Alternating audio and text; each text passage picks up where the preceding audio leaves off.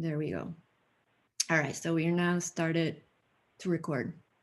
Okay, so I'm gonna put it in presentation mode. Are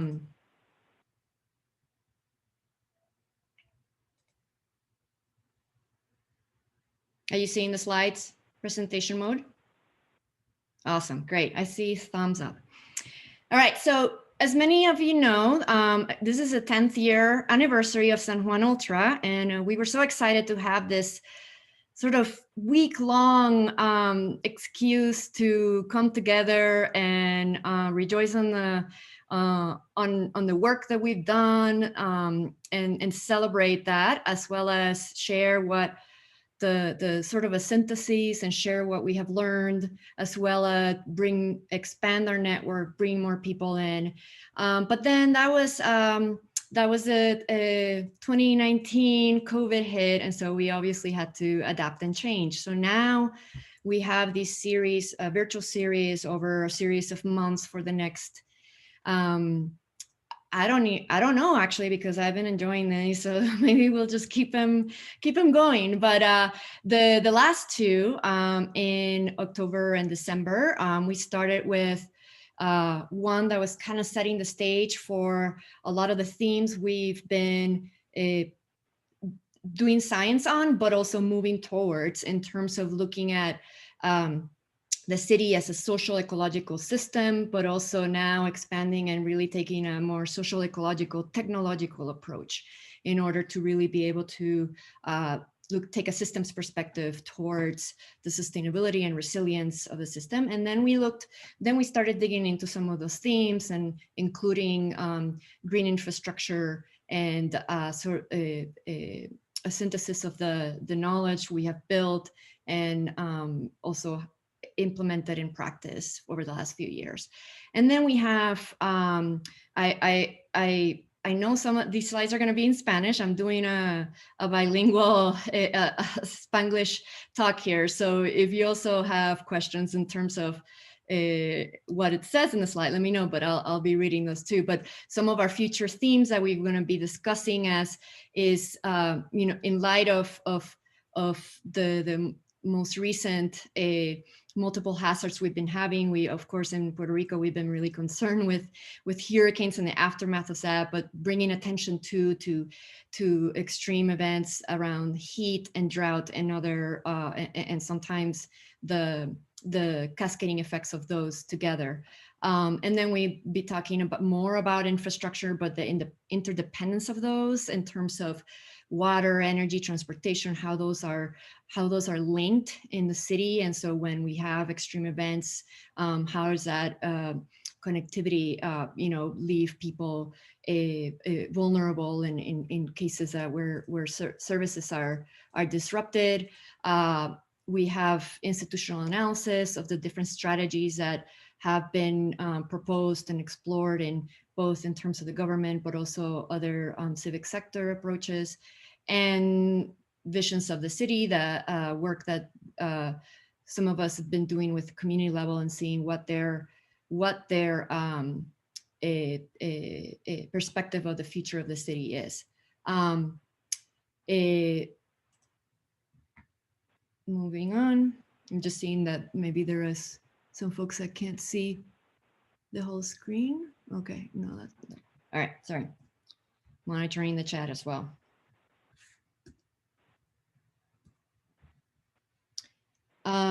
And so what is San Juan ULTRA? For those of you that are joining for the first time, San Juan ULTRA is a network, a research network, a multidisciplinary network of scientists from a lot of different institutions that have joined over time. It started with collaborations with the Forest Service, researchers, University of Puerto Rico, Rio Piedras, and medical sciences, from universities from the US, Mayagüez as well. So a lot of different folks interested in San Juan, the city, as a social ecological system in an urban tropical system too. And so we have ecologists, social scientists like like myself, people in policy, in climate, doing all sorts of different work coming together to do this interdisciplinary network. And we established it in 2010 with funding from the National Science Foundation and the Forest Service. And that was actually really supposed to be a 2-year project. And here we are 10 years later, because I don't know, I think we like each other a lot, but I think we just keep stimulating ourselves with new things and new challenges. So there, and we find there's still a lot of work to do. So, hey, let's keep going. But I think one of the exciting things about that we've been doing is that we've been really trying to use a co-production approach, where we really try to co-produce, bring in a lot of different knowledge systems and ways of knowing, not just science, but practitioners, policymakers, people from the community, and really, you know, these are complex issues that we're dealing with in our cities and changing climates. And so really trying to bring all those different knowledge systems together has been one of, at least one of the highlights for me of this effort. And so we've, another exciting thing I want to notice how we've gone from, we started with a focus on the Rio Piedras river watershed, and it's this green outline on the left, because it is actually an urban watershed in the sense that it's all contained within the municipality of San Juan. And so we wanted to see, you know, there's a lot of studies that have been done in watersheds, but that are, you know, either bigger or outside of just the city. And this is a unit that allowed us to really see the interactions of social ecological systems within within a city. And then we dig in more, and we had these areas or sampling circles during the city. And so we went really deep, and I'll show you some of the work that we've been doing there. To study how people and nature relate, and both in terms of the feedbacks and how people benefit from nature, but also nature affects people and so on. And then we've expanded the work and started doing other cities as well, other tropical cities. We've been doing work with Santo Domingo in República Dominicana. I'll be showing some of the work there as well. And then recently, in the last 5 years, we've expanded into a lot of different international networks, including the Urban Resilience to Extreme Events Sustainability Research Network that has 10 cities, some in the US and in Latin America, now with funding also from NSF, the SETS Convergence Network, which is also a UREX project, and it allows us to also work with cities like Atlanta. And Natura is a global network of networks looking at nature-based solutions all across a lot of different cities. So we've gone from looking at a watershed to this international network, and now we are gaining great insight into what experiences and learning other researchers and scientists are finding for more sustainable cities. So just to give you a glimpse of the work that we've been doing, this is more of the conceptual framework that drove us together in the very beginning. And you can see that we were looking at, okay, so how do we see the city? And so we put this diagram together to kind of look at what are the components of the city, looking at both the obviously socioeconomic dynamics of people living in our cities, and what all the challenges that are associated with that, the governance of municipalities and its space, but also differentiating and trying to look more closely at green infrastructure and gray infrastructure too, and their roles in providing services and to urban communities, but also, and this is again based on a systems perspective, right? So we wanted to see how these interacted, but also what are some of the external drivers or historical developments that have led to San Juan and the watershed to be what it is, and then what are the kind of things we need to do or plan in order to be able to make sure that we have a sustainable, thriving future city. But then, you know, as you're going to see in our first few years, we really were focused more, I would say, in the social and ecological relationship. I think there was so much that we wanted to know about the city's nature, the city's ecology, and really build a gap fill a gap on what do we need to know. At that time, there was urban ecology was taking off in many cities in the US and Europe, and lots of great work on the importance of a forest and natural areas for people's well-being. And so we were, well, what do these, how do these ideas apply in a tropical city? And so we focused a lot of that work, but then Hurricane Maria, Irma and Maria came in 2017, and that's when we remember, wait a minute, that's when it really kind of unveiled again that, no, wait, obviously that's where you see that to understand the city really as a system, we really also need to pay close attention to how the city is built, how it works, how it's gray infrastructure, its built infrastructure is functioning, because that's a lot of what also we saw in terms of failures and that put people at risk. So there's the climate events, but then there is interaction with how the condition or capacities of the infrastructure in the city that can, expand those risks for people. And also how people are distributed around the city and inequities in that sense, and who's more at risk and so on. So now that's where we are also in terms of moving towards that direction. And I'm gonna give a summary of some of the work that has come out of sort of this perspective towards going toward thinking more about this relationship of the social, ecological, and technological. And of course, the question is, as we're in the moment right now, a critical moment, that as we're moving forward with recovery, there's all these plans, there's money, there's efforts, and so on, are making sure that we are really thinking in ways that are comprehensive, integrated, and not piecemeal, because we're at a juncture of really being able to do things differently and not put ourselves in a position where we are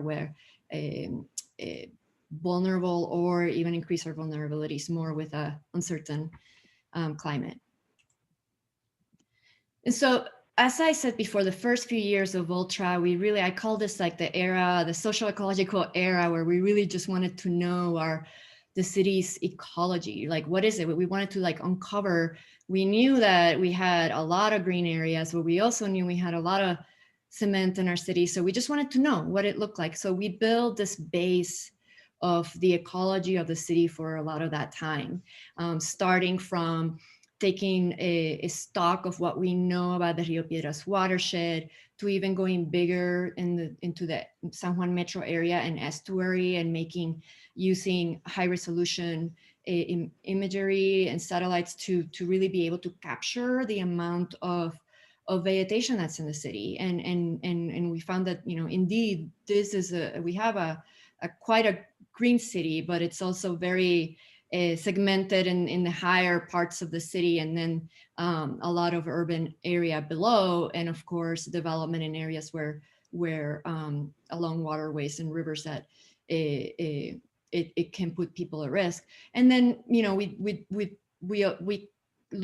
kept looking macro in terms, also looking at the climate trends for San Juan. Again, this was before Maria, and early, we're still new knowledge keeps coming up in terms of climate trends, but looking at how even changes in annual distribution of rain affects the economy, on like tourism, for instance. So already we were starting to see those trends changing, and what would that have mean for the city, and also looking at the governance networks of in this case of green areas and land use in the city, and how people are collaborating or not, how our agencies, what agencies are linked, and then the possibility of, can there be more partnership or multi-level collaboration for for managing our green areas. And so we've looked at all those dimensions. And then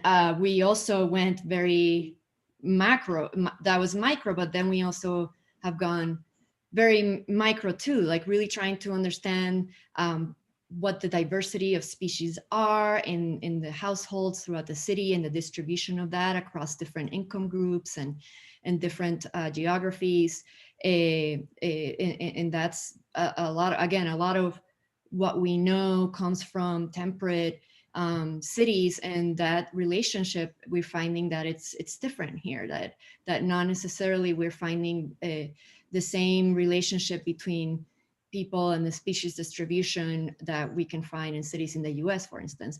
And aquatic diversity too. In our rivers, we found species and that we have thought that had been extinct, or that are endemic, that we didn't think there would be in the city's rivers, and we did find them. So a lot of kind of surprises with respect to the ecology of the city. And a lot of this knowledge we compiled into a special issue in 2014 in Ecology and Society, to be able to it was important not just in terms of obviously putting the science out there, but that really this was a compilation of a knowledge pool for the urban tropics, and really trying to expand what we know about cities that it before we're really been lacking in terms of urban systems. And then we and as I said before, in the last 5 years, and we've moved to see, well, how does this contrast to other cities too, and in the tropics. And so we got the opportunity with funding from the USAID and partners with the International Cooperation Unit of the Forest Service at the Institute. And at that time, we also established the International Institute of Tropical Forestry, which is our unit in the Forest Service, to become a international urban field station as part of the urban research stations throughout the Forest Service, throughout the nation.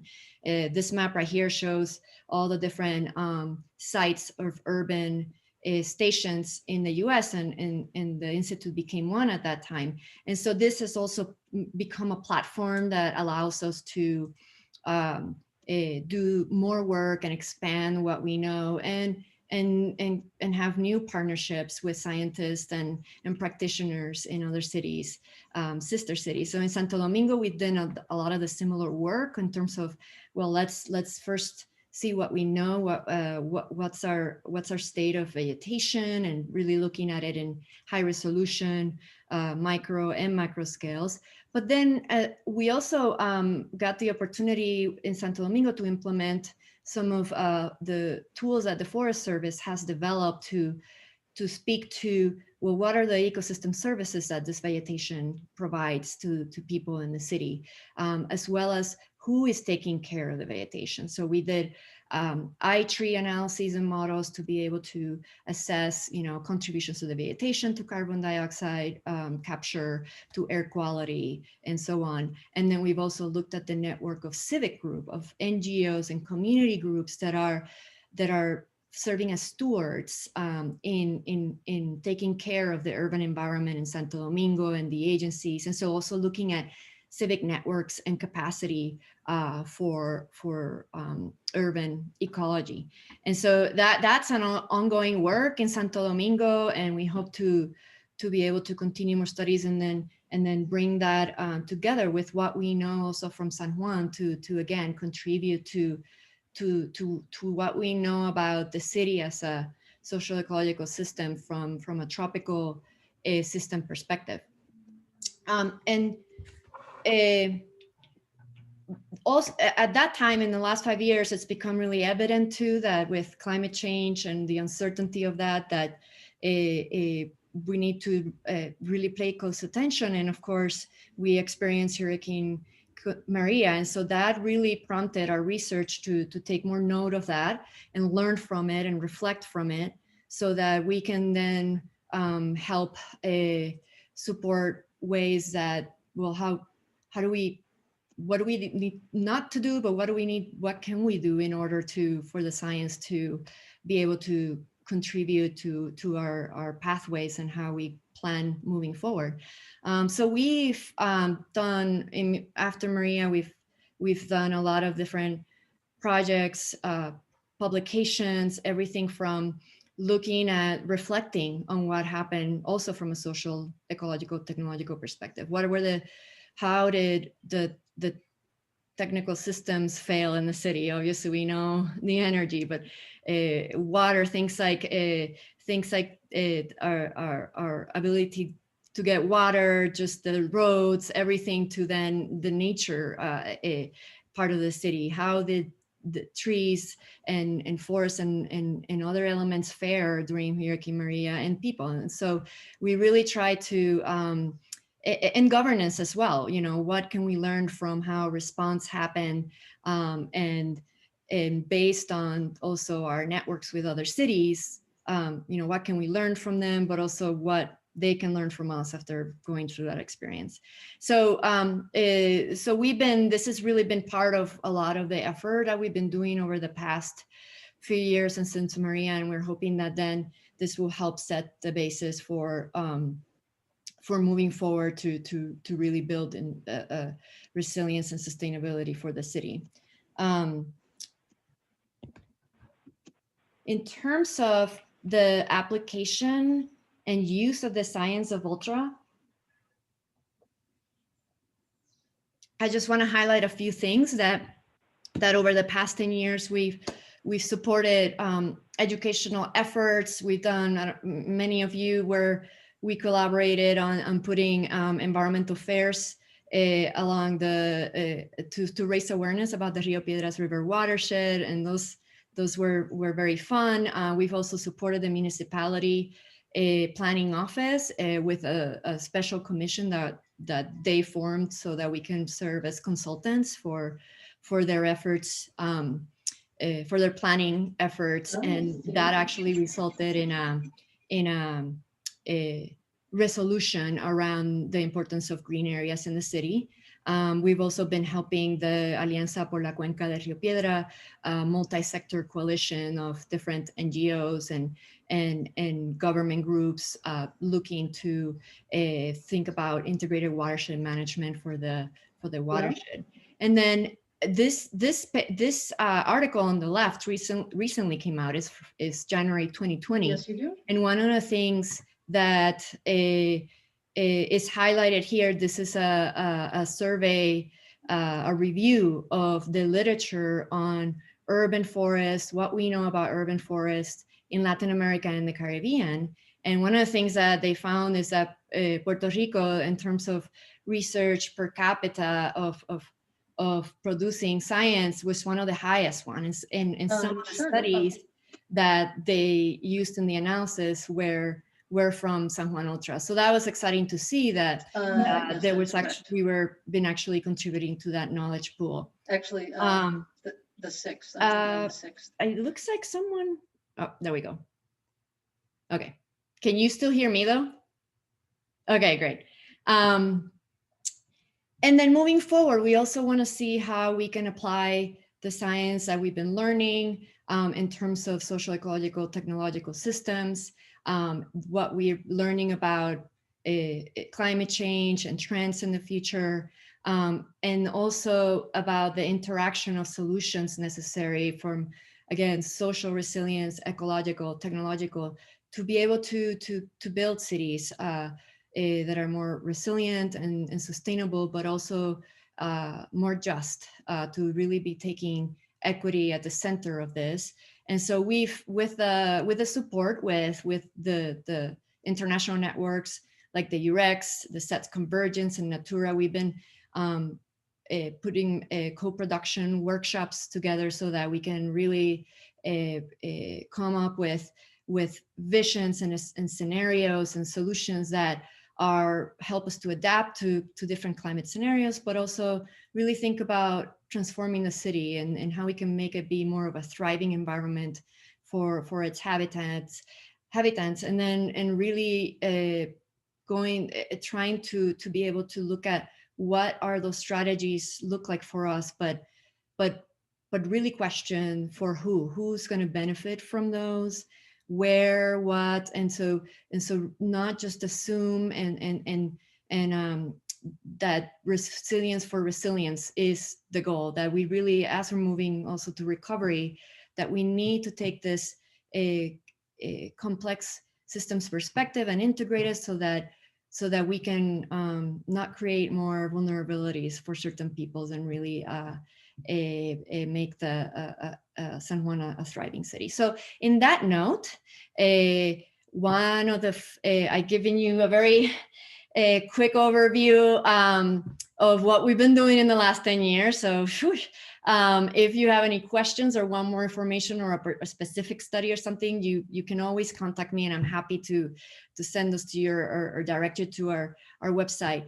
But this space again is for sharing ideas, learning from other people that have done work and experienced these in other places, so that we're not reinventing wheels, and to reflect, right? And so we've invited Todd Bridges and Don Nelson, because they've been working on a lot of these challenges as well, and they've got great examples of ways that we can address some of these challenges. And I thought, oh well, we need to get them in our idea and knowledge sharing space. So I'm really excited that they were able to take the time today to present to us.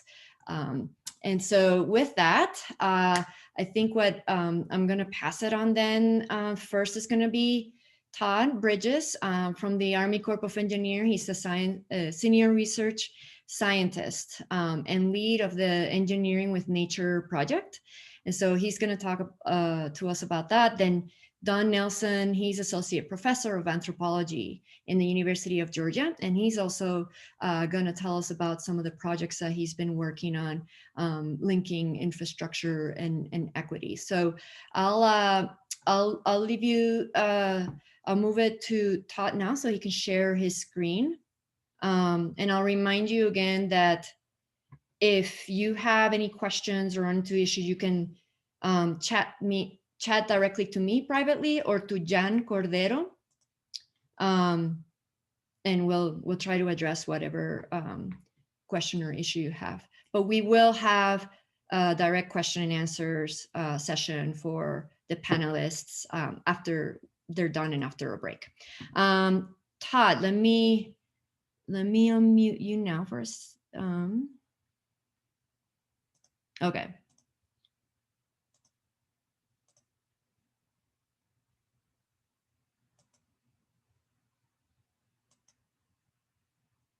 Todd, can you see if you can unmute yourself?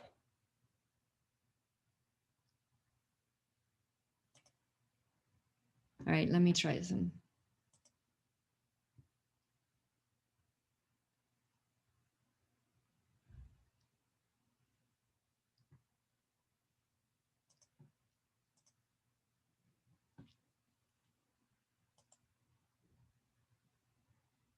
Okay, I'm not sure why you're not unmuted. Let me try this way.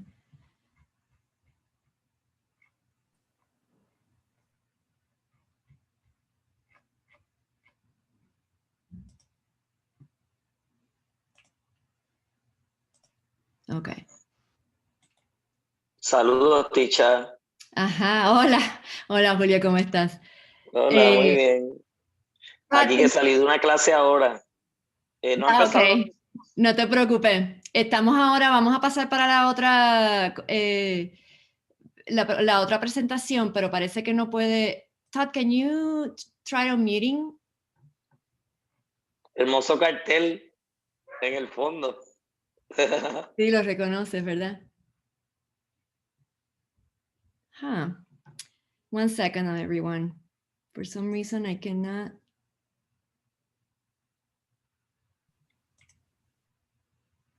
Okay.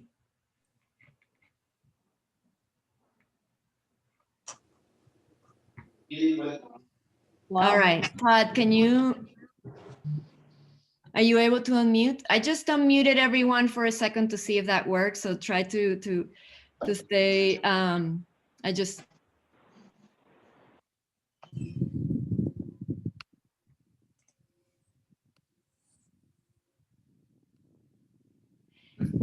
I wonder, Todd, if you come out and come in again, maybe?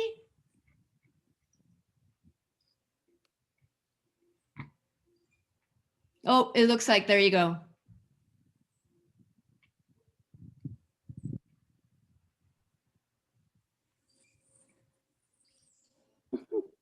You muted me. Glorinel.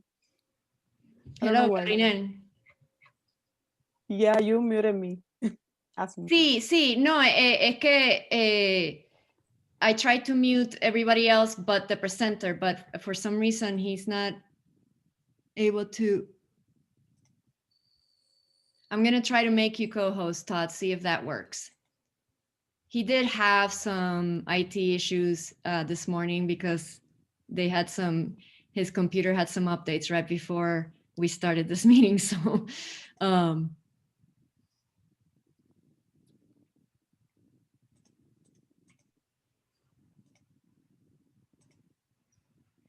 All right, well, maybe while Todd can figure that out, Don, do you think that maybe you can go first? Absolutely. Okay. Yep, happy to do it. Can you hear me? Yes, we can All hear right. you well. I'm gonna Okay. ask everybody else to mute your microphones because I don't want to then mute again and then not able to get the presenters back up. Okay, there we go. Okay, Sorry I'll about go ahead that. and share my screen then, if that's all right. Yes. Okay. All right. And hopefully you see a slide that has the title of my presentation on it. Yep. Okay. I'm working on Here you go. 2 monitors here, and it's confusing me a little bit. So let me just Yeah, pull we something can see else it up all here real well. quick. Okay, great. Well, thank you, Tischa. I really appreciate the sort of broad explanation of everything that you have been up to over the last 2 years. That's great. That's really cool to see. And as I was listening to you talk, I was thinking about a lot of overlap and some of the things that we do, and some of the ideas that we hold in common. One of them being social, ecological, and technical systems, and thinking about these things from a system perspective. Thinking about the role of historical development and historical legacies in terms of the landscape and vulnerabilities that we see today, and also about the idea you used the word thriving. Right? How is it that we create thriving communities? And I think I really think that's important. So what I will do today is, as you can see from the title here, is really talk about some work that folks here at the University of Georgia are doing in collaboration with people from USACE and the URDIC. And in fact, I think one of our collaborators, Kyle McKay, is on the call here with us today. But it's been a lot of fun, and what we're really trying to do is take these ideas that we see around us in academic literature, in the media, all these different areas about equity, right, as something being fundamental, right, and something that we should pursue, and trying to figure out how to actually do that in practice, right? And so here we're talking specifically about water infrastructure, and that's what I'll be talking about today. There are really three messages that I want to send home with everybody today. The first of these, that infrastructure is people. It's not just levees, it's not just dams, it's not just canals. It is fundamentally incorporates people. The second thing, that when we talk about equity, we're talking about a concept that is multifaceted. And it is something that is integrated. And so that if we want to think about equity, we can't just think about one piece of equity or another. We need to think about all 3 of these facets that I will be discussing here over the next 30 minutes. The third thing that I am going to try and highlight over the next 30 minutes is that equity can be really challenging, and giving a lot of the constraints that urban planners and project planners face, it can probably seem a bit overwhelming to think about these. But there are things that we can do now that help move us towards a more equitable model of planning and execution. Right? Some of these broader changes in society will take a long time, but there are things that we can do now. So I want to start off by showing you this slide of all the collaborators that have been working on this for two reasons. One, because they have all contributed a lot, and it's very much a joint effort. And the second reason is to highlight that we have a lot of anthropologists, and we also have a lot of engineers from USACE, from different divisions within USACE. And so as you are listening to me talk, and you've seen the title of this talk, some of you might say, why do you have all those anthropologists if you're talking about infrastructure? And other people, if you have latched on to the equity word, say, why do you have all these engineers involved if what you're really thinking about is equity? And the answer really comes down to this idea of what is water infrastructure. What is it we are talking about when we're talking about infrastructure? And I think for many people, I'm not just talking about people here listening today, but the general population, they would say things like canals or dams or levees or these sorts of things that we see built upon the landscape. Other people, particularly after we listen to Todd's presentation here in a little bit, might say things like salt marshes or mangroves, these natural components of our ecosystems that can serve as infrastructure and help provide ecosystem services and protections. But it is also very much about the people. And I think, as I said, this is something that I think is fundamental when we're starting to think about equity. And we're starting to think about how equity interacts with water infrastructure. It's important to remember that it's not just things. It's not just material outputs, right, that are infrastructure. And so I know that people on this call have been thinking a lot about social, ecological, technological systems, and infrastructure can be thought about as a system. Right. And so the idea here is that on the bottom left, you see our infrastructures, and we can have gradations from entirely natural infrastructure to those that are entirely gray infrastructure, conventional types of infrastructure, and all sorts of mixes in between them. But these don't appear out of nowhere, right? The types of infrastructure that we choose, the places that we put them, the types of objectives that they are meant to meet, all come out of a social political context, of our values, of our risk perceptions, and all the different types of relationships of people within those systems. And these have outcomes, right? We can see these patterns of vulnerabilities and risks, and all of these feedback in on each other to help us think about the future, right, and how we want infrastructure to work. And this is really important because when we start thinking about infrastructure, not just as something that is on the landscape, right, but we start thinking about the people that are involved and start thinking about it from a systemic perspective, it really opens up opportunities to think in more depth and more holistically about what equity actually means. Right? So for the rest of the talk, what I really wanted to talk about briefly is why equity. I'm not going to spend a lot of time on this. Hopefully there's not a need to convince people that this is something that is important and fundamental. But what I do want to spend a lot of time on is what is equity. So equity is a word that is used a lot in our daily lives. And I want to give a very specific definition here of what we're thinking about, just so we're talking about the same thing and recognize a lot of the complexities and a lot of the challenges that come along with thinking about equity. And then finally, I want to wrap up talking about how we can start to include equity in our water infrastructure. And so moving from that concept into practice, which is something that we have been really focused on, right? Taking these concepts, oftentimes very academic and very generalized, and how do we take those and operationalize them and put them into practice? So if we think about the value of equity, one of the ways to think about it is the existence of inequities and what that means for people. What that means for people here, we're looking at coastal areas and climate hazards, that we have these social vulnerabilities that we see around the world, right? And people are differentially exposed to hazards. They have differential abilities to respond to those. And all of these have historical equity components to them.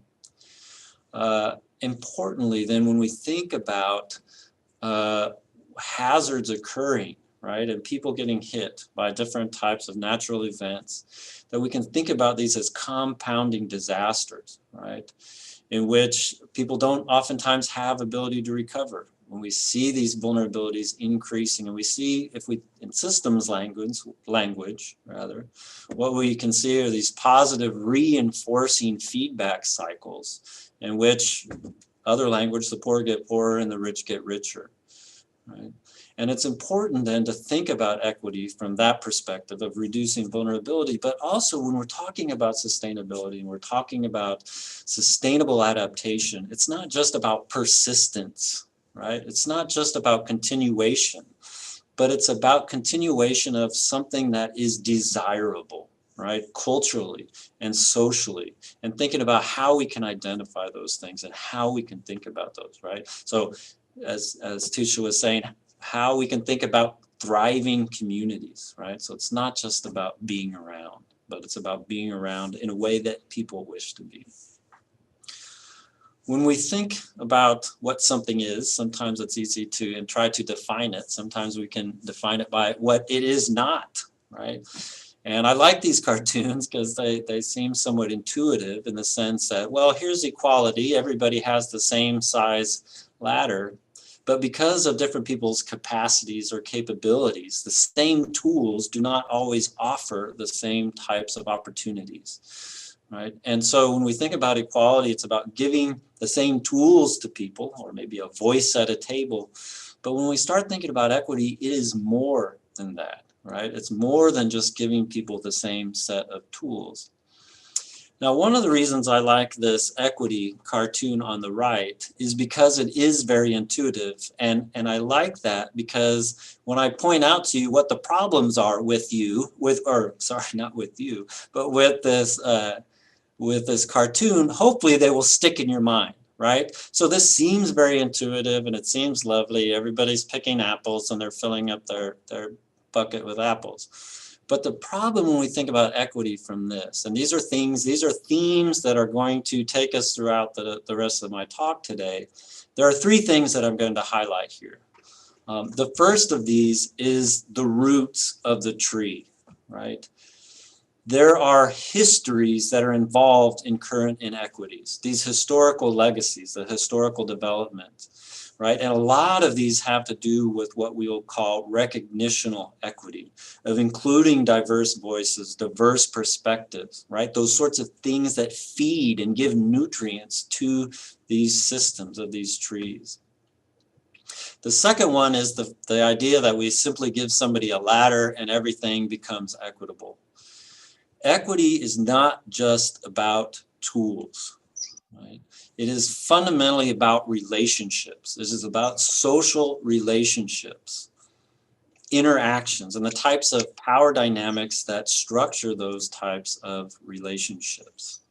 And that has to do a lot with the procedural equity that we will be talking about over the next 20 minutes or so. The third is that inequity doesn't just happen, it is created. Right? So if we look at this tree, we kind of see a bent to it, and so it's privileging one person over the other. But in social systems, those privileges aren't naturally occurring, right? They are based on these historical decisions. They're based on the recognitional aspects. They're based on the procedures that can privilege particular populations or particular groups or particular places over others. Right? And so when we think about this, it's a lovely cartoon, but embedded in this are a number of misconceptions about what equity is. And I think recognizing those misconceptions can help us as we approach this question and be more realistic about what actually needs to happen in order to respond to some of these issues. So in the spirit of trees, we have a tree here that kind of highlights the interrelated nature of all of these, right? So you have at the very foundation of a system, and we're thinking about equity or water systems and water infrastructure, is this need for broad recognitional equity, right? Incorporating all of the different people and perspectives and needs, right, that are going to feed, right, the rest of this tree. The procedures are here we have as the trunk of the tree that are really necessary to get us from recognition all the way up to distribution and make sure that that is part of this, right? And obviously trees, right, are things that they are living organisms, right, that continue to grow. And equity is something that we can't just put on a checklist and check it off. It's something that we need to continue to nurture just as we would nurture a tree. It's something that we need to continue working on. So all of these things, as I mentioned at the very outset, are interrelated, right? They're integrated. And if we solely address one of these aspects, then we're really missing out, and we end up with significant inequities and perpetuation of inequities that have been going on for a long time in many places. So what I wanted to do next is talk about each of these types of equity, each of these facets. And what I want to do is I want to situate it in a place, right? It makes it a little bit easier to talk about some of these if we situate them in a place. And I want to talk about a place, Northeast Brazil, where I have done a lot of work with water security and water management over the last years. So northeastern Brazil is a place that is semi-arid, right? It doesn't get a lot of rainfall. It tends to be condensed within a short period of the year. There's a lot of inter and intra-annual variation that creates significant problems for drought and also for flooding, right? Because when rain comes, it really comes. And so this is a situation here where they have worked hard, right, to try and maintain access to water, try to maintain protection from different types of flooding events. Now on the left, you see a representation, an engineer's representation of the water system in the Vale do Jaguaribe, which is here in the southeastern part of the state. You see a couple of blue stars. Well, you see several blue stars. Down at the very bottom are a couple of very large reservoirs that were built to store water. The purple line is the river basin, or the river itself. It used to be an ephemeral river, has been perennialized through management. And then you see the green lines here, which represent two canals that have been built over the last 20 years, specifically with the purpose of taking water up here to the Yellow Star, which is the capital city and has a population of about 3.5 million people. Now, what I wanted to focus on as I am discussing these aspects of equity today are a particular event or series of events that happen on an annual basis. Every year in June, watershed committees get together to talk about bulk water allocation for the upcoming year. So you have sub-basin committees, basin committees, and interbasin committees that will meet at different times. But the idea is that people, because of the threat of drought, right, that is every year they have to decide how much water is going to get released into the system, and have to think about how much of the water is going to not just release into the system, but where it is going to go. And so they have these meetings where they sit down and they look at information, they talk about information, and then they make decisions about the upcoming year in terms of how much water is going to be released. So I want to use this as a basis to talk about these three components of equity and how they are not well represented in this system that I'm about to talk to you about. And well, I will say there have been a lot of efforts to increase and improve this system, but there's, I think, still a long way to go. So the first one of these is recognitional. And this is really, I think, about the extent to which different people have the ability to share ideas and beliefs and how those are respected, right? So we start talking about social and cultural values and the diversity of those that exist even within small areas, let alone watersheds and crossing watersheds. right? That there is a huge diversity that we see in terms of values, in terms of needs and preferences of different groups. Right? Also, and this will link to a later discussion about distributional aspects of equity, is the definition of justice. What are the principles by which we think about distribution, right? Because these might be very different. They might be utilitarian. They might be based on a needs-based approach to distribution. And so having all of these voices, having all of these perspectives together at this table at the same time is really important. And what we see in the case of the watershed committees is that there is a very limited inclusion and recognition of social and cultural values. It is primarily CAGESI down here at the bottom is the state water company, and they tend to run these, or they don't run them, but their sorts of values and ideas, which tend to be very utilitarian and tend to be very economically oriented, tend to dominate these discussions, right? So there is very little discussion about environmental flows, for example, right? And thinking about how water released into the system can maintain some of those ecosystem services. There is very little recognition of indigenous groups who live in these areas, about how they think about water and how they think about the nature around them. Now, these committees are federally mandated that they have to exist, and there are a few rules that the federal guidelines lay out. But for the most part, it's up to states, and they get people from industry representatives. They have different types of NGO representatives. They have state representatives, but they are quite limited, right? And so the recognitional component here is narrow. Oops, too far. When we think about the trunk of that tree, right? The idea of procedural equity is where we really start talking about things like the political processes in which decisions are made and discussions happen. They're the spaces of engagement in which all of this takes place. One thing that we see a lot of when we read about equity and you read about desires for procedural equity is this idea of participatory democratic engagement. Right? And that can be a very powerful tool for helping to ensure procedural equity. But it's not as straightforward as simply having people sit together at the table, right? It's not just having the same voices around the table, but making sure those voices have equal weight and are equally heard, right? So to give you an example of where these procedural issues can really run into some challenges has to do with the difference between availability of information and accessibility of information.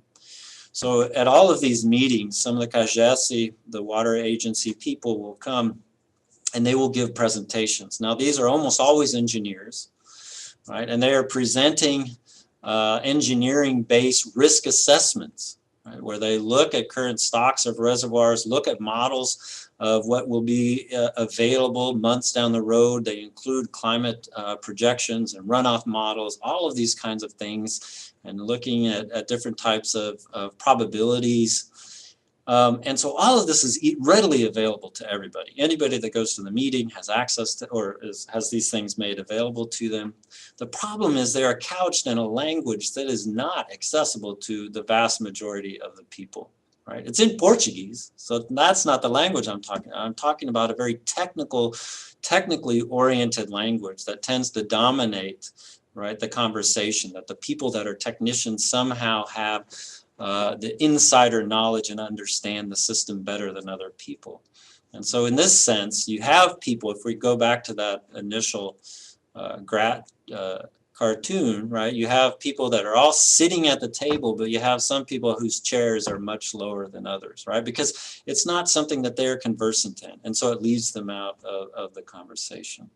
So those are just, it's an example of how procedural can be really challenging. It's not just getting people together, but it's making sure that people have the same capacities and capabilities of communicating and sharing and making decisions. The third aspect is distributional. And when we think about distributional aspects of equity, this is what we tend to think about, right? Who's getting the benefits? Where are the risks going, right? What are the costs? How are these being distributed? It's sort of this tail end of a process, right? And the challenge is that if you don't have recognitional equity, if you don't have procedural equity, then you end up having a very few people making decisions, a very narrow understanding of what distribution is. And as I mentioned before, including who decides what distribution principles are. Are they utilitarian, economic? Are they the most needy, should get the most help, right? These are important questions that need a lot of people weighing in on, right? With diverse backgrounds and diverse beliefs. So here is an example of a table from 2018. This was the 6th year of a multi-year drought. There were a lot of people at these meetings, and you have these 3 scenarios, right? And you have the amount of water that's going to be released into the canals, into the river, and you have suggestions about how much of this water will go into the different irrigation districts, how much of it will go to the valley, and then the RMF is the regional metropolitan area of Fortaleza. All right, and you can see some differences here, right, in terms of how this water is allocated. And almost invariably, the rural areas voted for a lower allocation for Fortaleza, right? And this phrase at the top, right, the water that we make, right, the water that falls in our valley should be our water, right? But the types of metrics that they're using, right, in terms of allocation, which are very utilitarian and very economically based, tend to skew, right, that viewpoint towards the metropolitan area.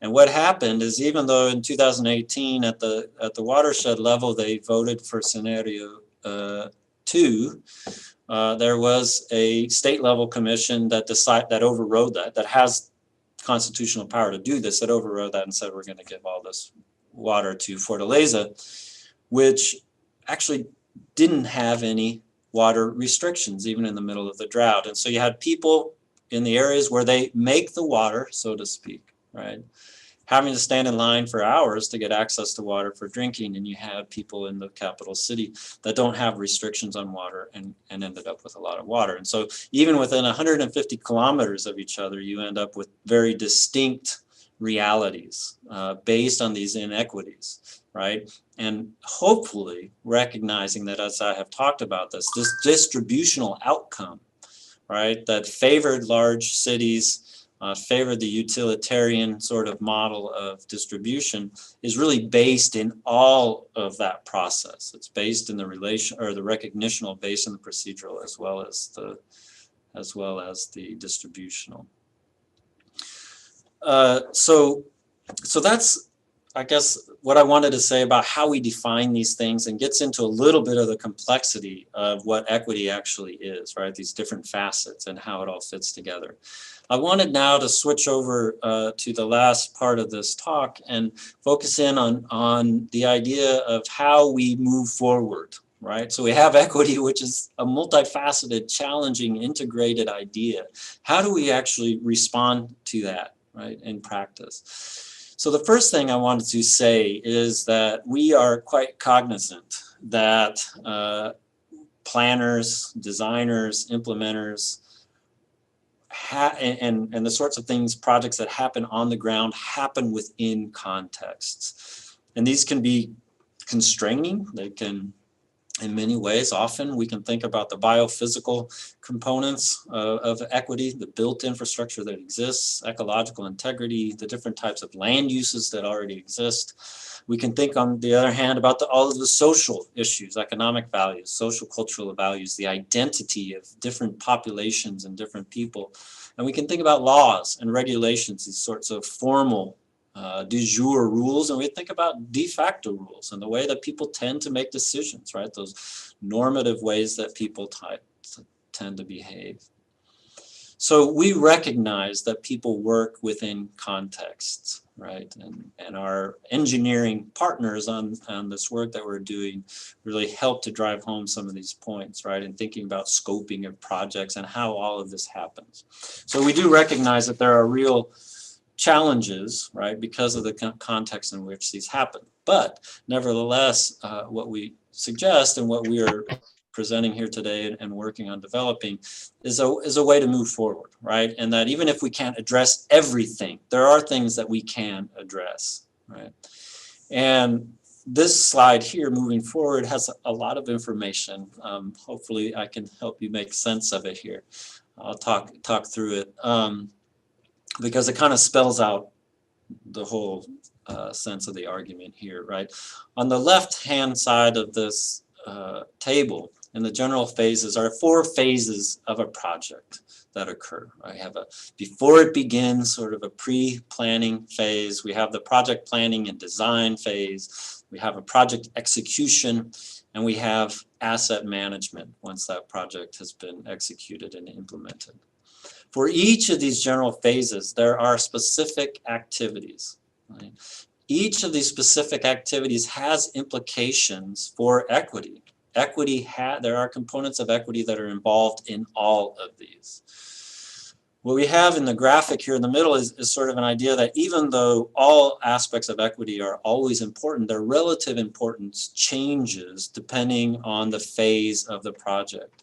At the beginning of a project, this recognitional component is absolutely fundamental, making sure that we can identify all of the people that are involved, recognizing the diversity and the plurality of ideas and beliefs, right?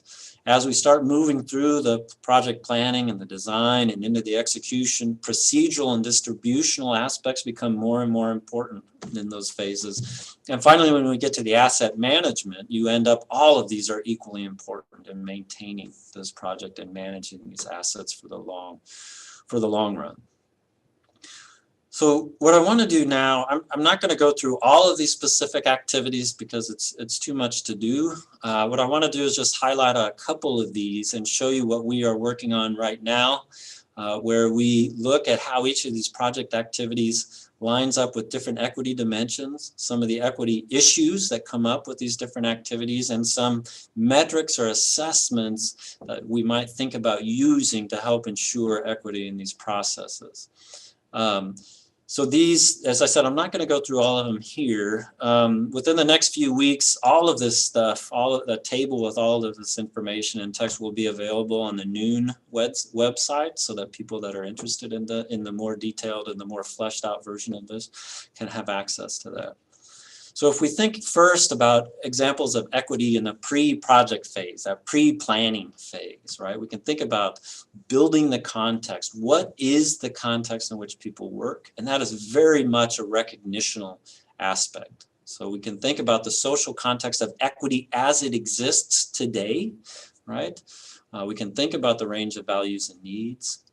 When we start thinking about the initial planning, it's also procedural, right? Who is involved? How are they identified? So it's one thing to recognize everybody that is perhaps interested and has some sort of importance or sees importance in this project and system, but it's another thing to actually get people involved, right? So, some of the metrics or assessment aspects that are important to this is just getting basic community demographic information. It can be race, it can be income, it can be other types of factors. Understanding that social context. Some things that might want to do are look at some of the differences, longitudinal, temporal differences in magnitude and impact of floods. Who is it that is suffering the most from these floods across different social groups? Right, if we're thinking about flooding. What are the differences between large-scale flooding and small-scale nuisance flooding that might happen on a more frequent basis? Who is being affected? Now we can also, as I said, sort of alluded to the idea of the representativeness of participants. So, we see the range of people that are involved here. How many of them and who will actually be involved in the planning itself, and how are they identified? If we move on to a planning phase, right, we have more activities, right? Also equity implications. We can think about problem definition. We can think about a trade-off analysis. Both of these have recognitional and procedural implications, right? How do we incorporate different perspectives of problem identification and definition, right? If we're doing trade-off analysis, how do we consider the multiplicity of values and perspectives? Who has the decision-making ability in the end? Right? And so when we start thinking about some of the metrics and assessments and how we help to ensure equity, right? At what point in the process are people brought in? Is it after the problem is already identified? Or do they have the possibility and the scope to actually help define problem? Or is it just the solution? Or is it just voting on different types of solutions that have already been presented to them, right? So all of these are aspects to be considered. How about the number of languages and which languages are used for communication, right? That can be a huge barrier to different populations and different groups, right? And the way these are communicated as well, the different modalities of communication. Time and locations of meetings, those things are really important to think about if we want to get representation, broad recognition of the different participants to make sure they all have not just the same tools, right, but the same size ladders or the same size chairs, and making sure we ensure the same capabilities here. And then thinking about in our assessment of different values and some of these trade-offs analyses using different types of metrics. Maybe not using just quantitative assessments, maybe using qualitative assessments as well. And there's research that shows that, you know, asking the same people about values and using qualitative and versus quantitative assessments gives you slightly different answers, right? So thinking about how we can include different people in different ways. So those, as I said, are a few examples of how we can go about translating some of these very conceptual, broad scale ideas about equity, how they actually get implemented at a project level. And as I said, in the next few weeks, there will be more fleshed out examples of this that people can access on our new website. So, you know, I was originally scheduled to go after Todd, and he was going to, and still will, I assume, talk about nature-based solutions. And my point here with this slide, it's at the end of my talk, right? And I did that for a reason, right? Having Todd talk a lot about nature-based solutions, it might seem very natural, so to speak, right? For me to talk a lot about nature-based solutions as it relates to equity.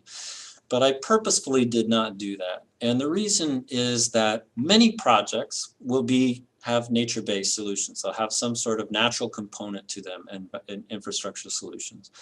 But not every infrastructural solution will include nature components. And what I have talked about today in terms of equity is not just for nature-based solutions. It's for every type of infrastructure. And so I purposefully did not discuss nature-based solutions because I think it's important to realize that these sorts of ideas are relevant for all types of infrastructure. That being said, I think there are a lot of exciting opportunities when we think about equity and nature-based solutions, and that's for two reasons. One, I think that because nature-based solutions tend to be larger spatially, they offer a broader range and array of benefits, and thinking about ecosystem services, we have more opportunities to engage with a broader public and address equity in many different ways that aren't always as evident, right, within conventional infrastructure. The second reason is because it provides us a real window of opportunity. So if we think about conventional infrastructure, it has thousands of years, right, of history behind it, right? And it has built up this sort of inertia and this path dependency. Now, we can make changes to them, but there are so many things that are very rooted, both in terms of legislation, regulation, as well as in terms of those norms and habits and how things are done and how we think about infrastructure. So once we start opening up and having to rethink what are the standards, right? What are the regulations that we need for nature-based solutions? We start thinking about what are the metrics for assessment, all of these kinds of things. What are the different kinds of benefits? It opens up a lot more opportunity for thinking about equity in a new way, right? Because it's already opening up all these other challenges. And so it gives us additional window of opportunity to make some changes and to include the equity. So that's really all I had to offer. I'm looking forward to the discussion. I just wanted to reemphasize here at the end those 3 points that hopefully have been evident throughout what I've talked about, right? That infrastructure is people. And if we think about infrastructure as people, it makes it a lot easier to think about how equity fits into this, right? It's not just about outcomes. It's not just about material built infrastructure, but it's about the people. It is absolutely multifaceted and integrated, right? If we think about equitable approaches to infrastructure, we have to think about all 3 of the components that I have discussed today. And the third is that the contexts in which people work notwithstanding, there are things that we can do today to start moving forward, right? Start moving forward how we think about equity and how that fits into our water infrastructure and our planning and our thriving communities. Thank you. Don, that was fantastic. Thank you so much. Yeah, you're welcome. I'm trying to figure out how to unshare. Oh, here we go. Okay. You know, I love the breakdown you did of the equity framework, because I feel that, you know, at least in there's a lot of discussion and activity, right, in Puerto Rico right now around planning and recovery and moving forward, and that piece is completely lacking. And so I think, but at the same time, it's not one that's easy to think about or operationalize. So what you just gave is a really a clear way of how we can think about these difficult but essential things. So I'm excited to. There's a lot of great questions already in the chat, so that people can ask you directly. I am going to suggest though now that we take a 5-minute break. We were supposed to do it right after the 2 presentations, but since we're a little bit behind, and that way we can also test Todd with your presentation on your iPad, so you can feel good about that going. So we'll take a 5-minute break, and so we'll be back at the 50 minutes. Sounds good. Okay. Todd, do you want to stay on for a second to try out your... I can't hear you. There you go. Okay. Audio working. Try again.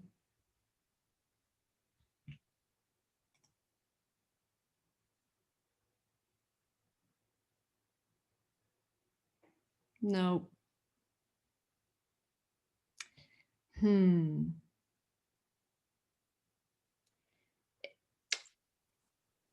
you hear me now? Yes. There you are, Todd. Yes. Well, but there's something going on with the phone. I don't know what it is. So you can hear me okay? Yep, we can hear you. I can see you. Okay. Well, I was calling in from the phone. I could hear everything everybody said. So I don't understand why it wouldn't let me speak. Hey. It's just testing our resilience. I'm gonna take a 2-minute restroom break, and I'll be back, and then we'll try loading you sharing the presentation, and if not, I can drive it for you. Yeah, it would be probably better for you to drive it. Ugh. Okay, thanks. All right, I'll be right back, and we'll set it up.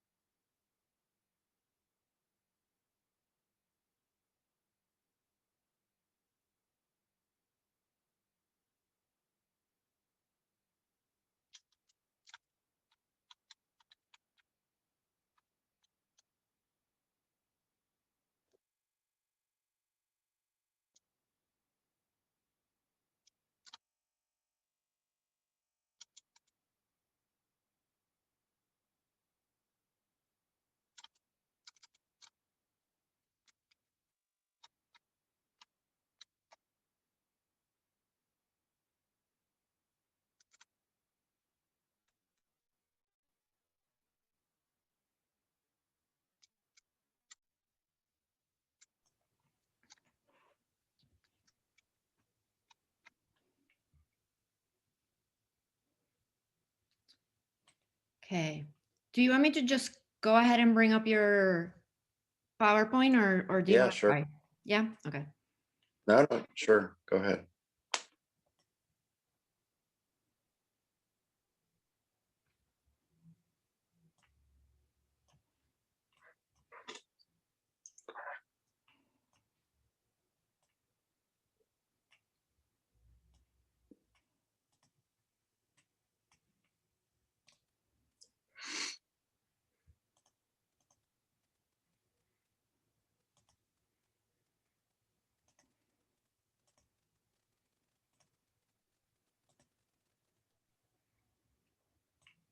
Okay.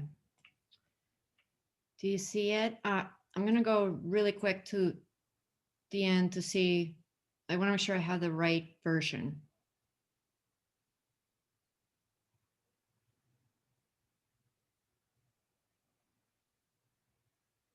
Do you think I have the right version? I just added that one about the UK. Yeah, it looks like it's in there. Yeah. Yeah, it's there. Okay, great. All right. Well, let me check.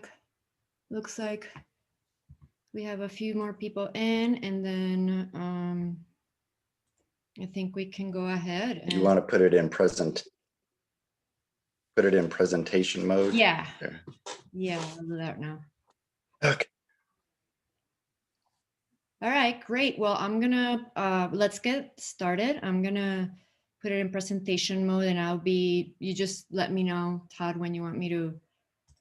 But Todd Bridges, a senior research scientist, national lead for the U.S. Army Corps of Engineering with Nature project, will be talking next with us. And I'm really excited, Todd, that you were able to make time to share about this great work with us. So go ahead.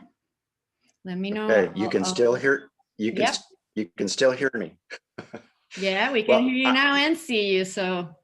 Okay. Well, I don't think I've ever had that much technical difficulty in a web meeting.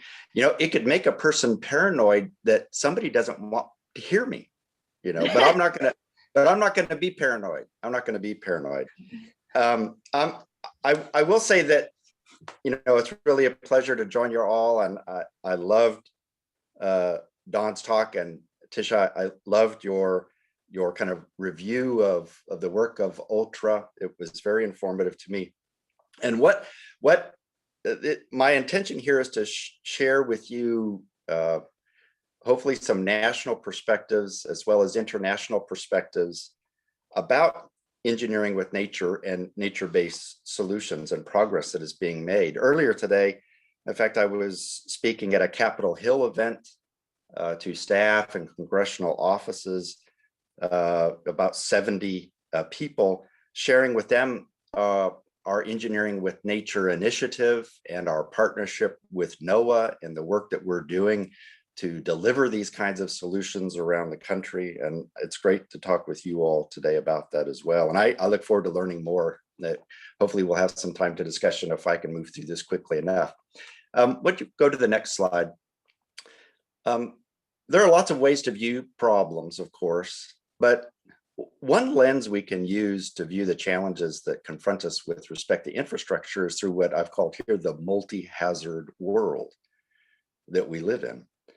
I mean, modern society is affected by many types of hazards, man-made hazards, natural hazards, and combinations of those. In fact, I'm reminded of Gilbert White's quote that God makes flooding, but that people make flood damages.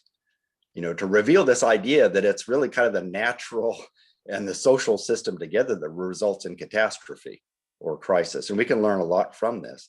But one thing that we need to be cognizant of is how much a toll these kinds of events take on society as a whole. I mean, since 1980, there have been 285 weather and climate-related disasters in the United States that have produced nearly $2 trillion in economic damages.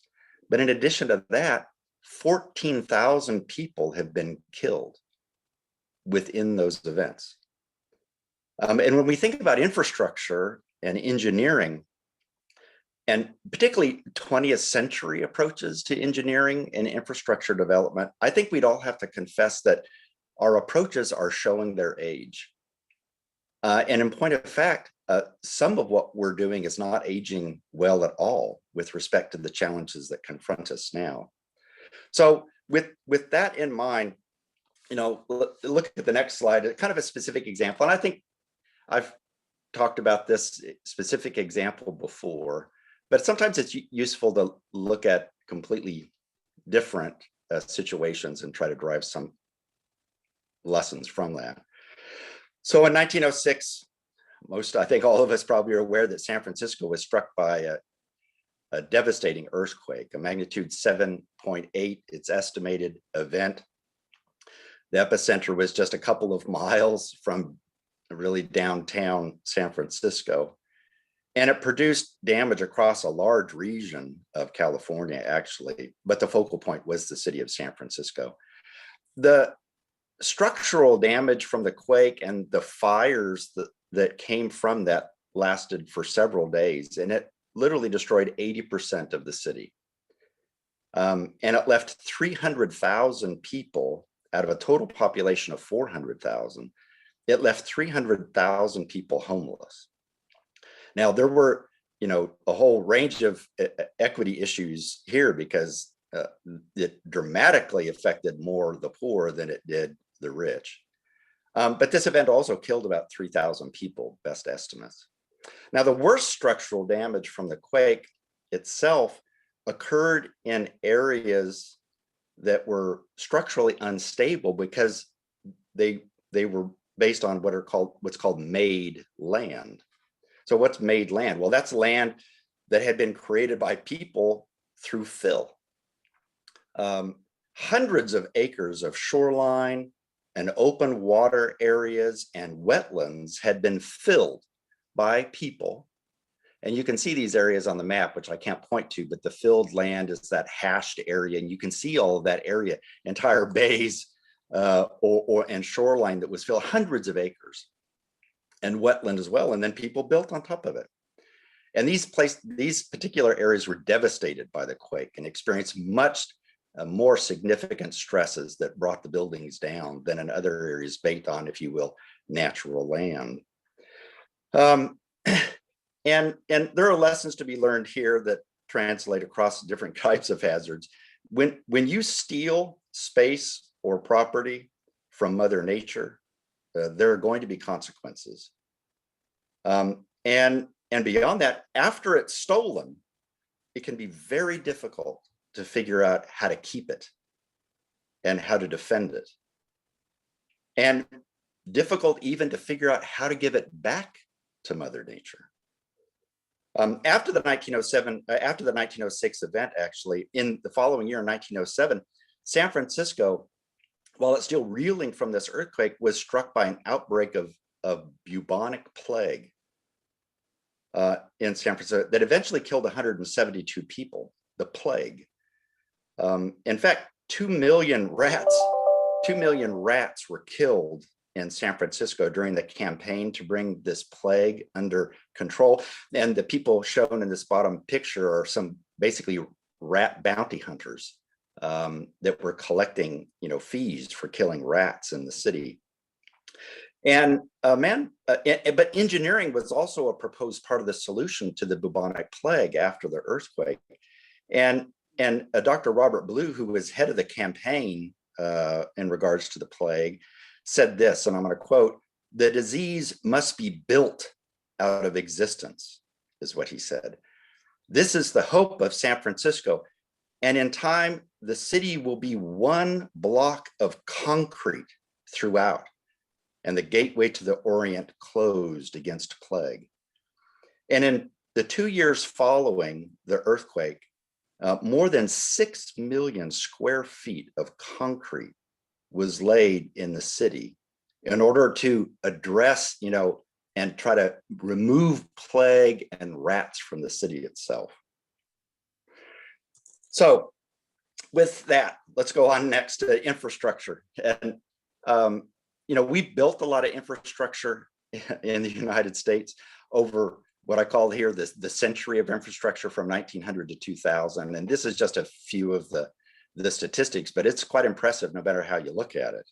The numbers of things that we built, not just to address stresses in the environment and natural hazards, though there's a significant part of that, but humans' effort to manipulate its environment and to engineer really on very grand scales. In fact, in the year 1900, there were only 119 dams in the United States. So over a period of 100 years, humanity built 90,000 dams in the United States.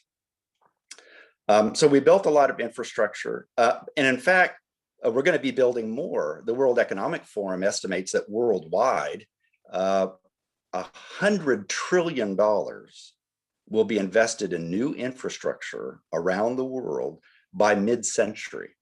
100 trillion. And the question I think it's reasonable to ask is, well, what will that infrastructure look like? And how will it function? And what lessons can we learn from the 20th century that can be applied in the 21st century? Now, one of those lessons I would submit to you is, what are we going to make this infrastructure out of, the materials? And this gets to the graph on the lower right. In actually December of this year, a paper was published in the journal Nature, a fairly respectable outlet for science work.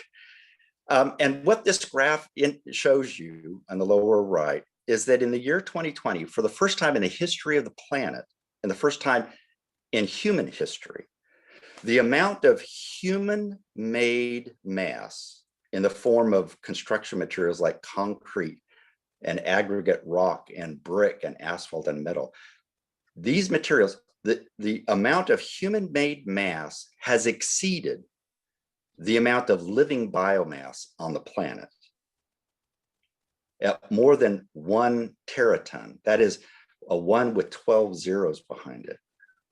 So humanity has now produced more stuff in the form of building material than there is living biomass on the planet. In fact, from the year 1900 until now, about every 20 years, the amount of human-made mass in the form of these engineering and construction materials has doubled. It's doubled every 20 years. And this raises a serious question in my mind about sustainability in general. I mean, it's hard to conceive of that rate being sustainable and really living in a place that we would recognize and really would want to live. So when we think about building infrastructure in the 21st century, what remains of the 21st century, how can we use other materials, nature itself, to accomplish infrastructure and engineering purposes? And next slide, Tischa. There's been a lot written in the literature of crisis and disaster, and I've picked it up as a hobby of sorts. But Cynthia Kerner is a historian at George Mason University, and she wrote a very interesting book that I would recommend if you're interested in this subject area, called Inventing Disaster. And one of the quotes I'm just highlighting here is, where does this, this approach we take to engineering kind of come from? And we need to understand the roots of it, And this is the quote, our modern approach to disaster is rooted fundamentally in an Enlightenment-inspired confidence in humanity's ability to conquer and to control nature. And her book is filled with examples of attempts to do this. And as we know, probably in our own understanding of history, and the mixed results that come from humanity's efforts to control nature. So the next slide, brings us to this Engineering with Nature initiative that we have within the Corps of Engineers. So we began this initiative 10 years ago. So it's over a decade of effort. And what we're seeking is, an alignment. How can we combine nature and engineering? Or differently, how can human engineering partner with nature to produce infrastructure solutions that are both efficient and sustainable, and that deliver the range of benefits and value that we seek from such significant investments, right? If humanity in the next 30 years is going to invest $100 trillion around the world in infrastructure, well, let's for sure try to get as much value from that in terms of economics and environmental and social benefit and value as we possibly can. That's the idea.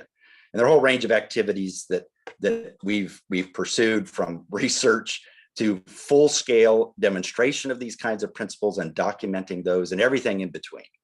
And I'll show some other elements of this as we go forward. The next slide, please.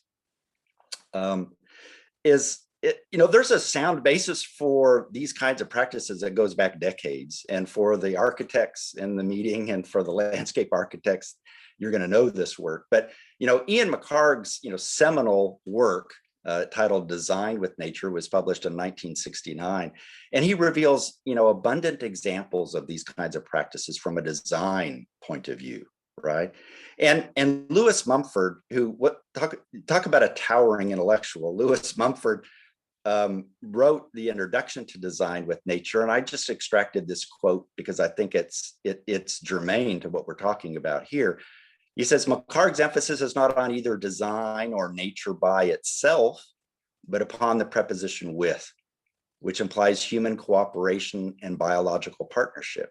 He seeks not arbitrarily to impose design, but to use to the fullest the potentialities, and with them necessarily the restrictive conditions that nature offers. Those words are really kind of timeless from Lewis Mumford in regards to our approach to how we design and engineer in the natural environment.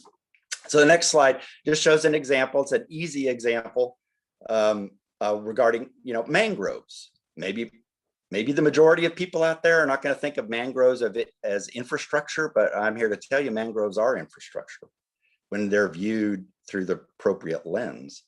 And a group of researchers and the Nature Conservancy and the insurance industry itself asked this question: what sort of value does Florida derive from its mangrove forests along its shoreline?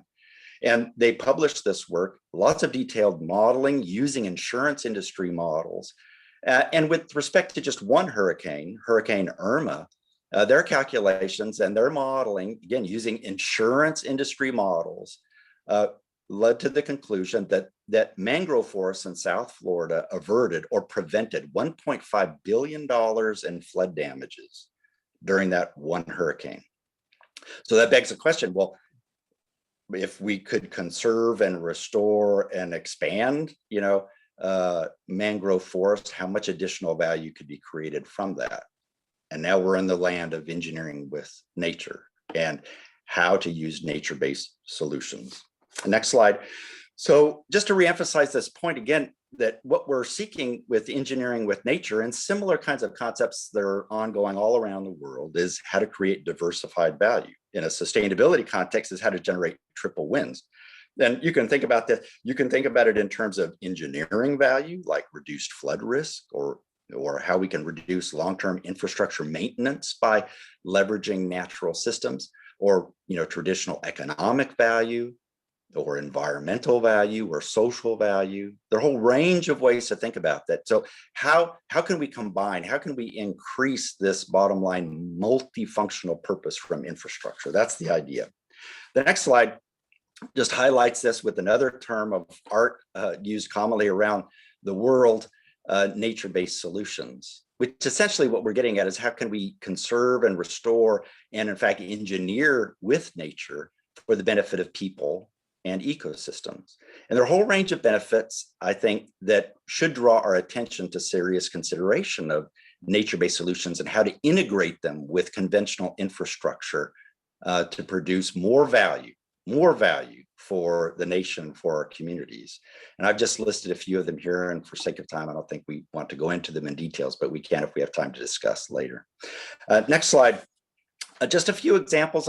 Well, there are a few examples I want to give. This one has nothing to do with flood risk management, but to do with our navigation infrastructure and our dredging to maintain navigation. So this Atchafalaya River is in Louisiana, and the Corps dredges there to maintain access to the port at Morgan City. And in the late 1990s, the New Orleans district was running out of places to manage sediment and to create wetlands along the riverbanks of the Atchafalaya River. And so they decided they needed to change practice. They needed to innovate. And what they decided was the best course of action was to take the sediment out of the channel and place it in the middle of the river. And you can see in that upper middle photograph, those two round deposits in the middle of the river, those were placed there by a dredge.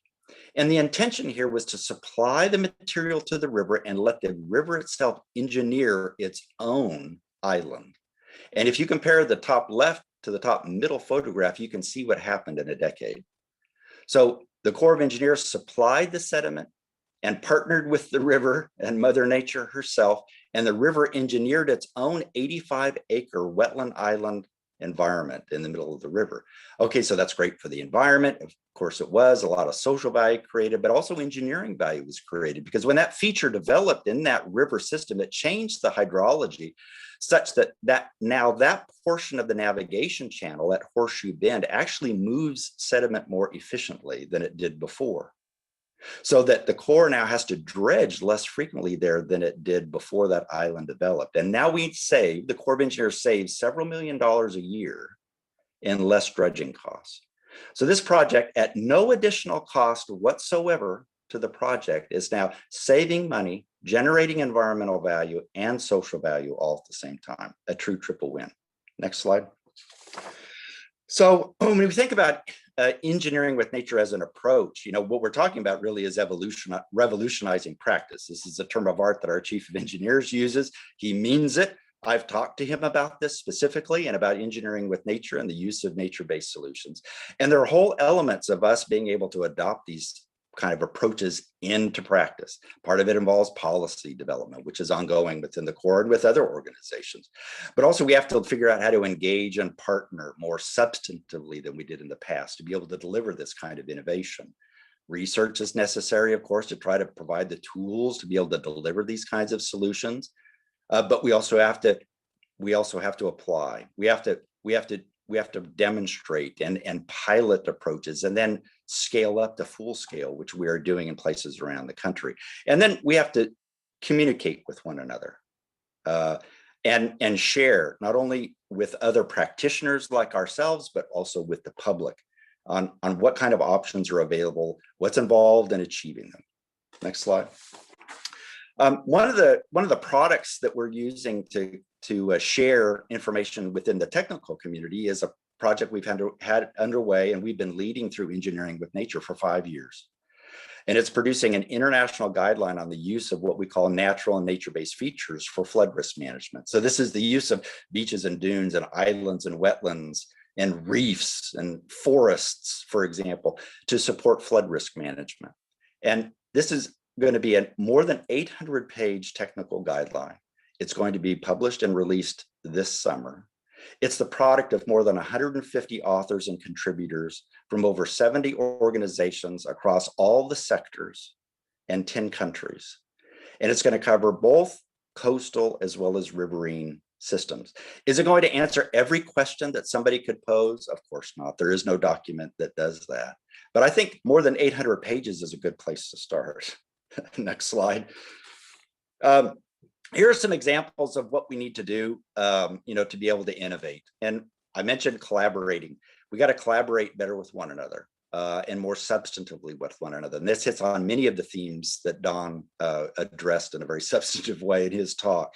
And one of these is what our Philadelphia district is doing in New Jersey at a place called the 7 Mile Island Innovation Laboratory, where different organizations, I've showed you the logos there, federal and state agencies and NGOs and the private sector are coming together, innovating, literally creating first of their kind projects in New Jersey that are nature-based solutions. It's very exciting to see the progress they're making and how they are solving problems in a very vulnerable area with respect to storms that Hurricane Sandy revealed. Next slide.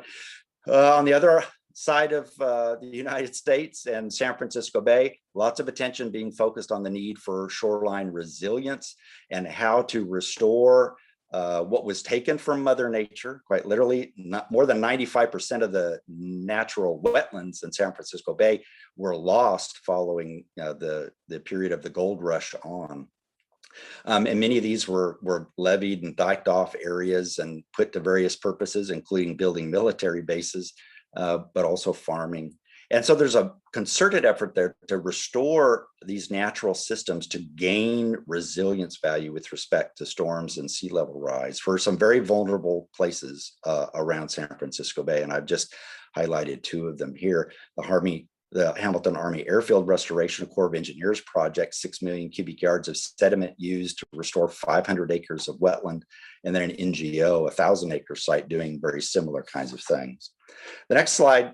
On the Gulf Coast, so Engineering with Nature has been working with our Galveston district and bringing landscape architecture to combine with really one of the largest construction projects in the Corps of Engineers right now, the Sabine to Galveston a coastal storm risk system. This is a $3.8 billion construction project. And what we've been doing is working with the team to identify some nature-based solutions that can be combined with this expansive construction of a new flood risk management system for this vulnerable portion of the coast of Texas. Next slide. This has applications in the military context. We're at Engineering with Nature is working actively right now at Tyndall Air Force Base on the panhandle of Florida.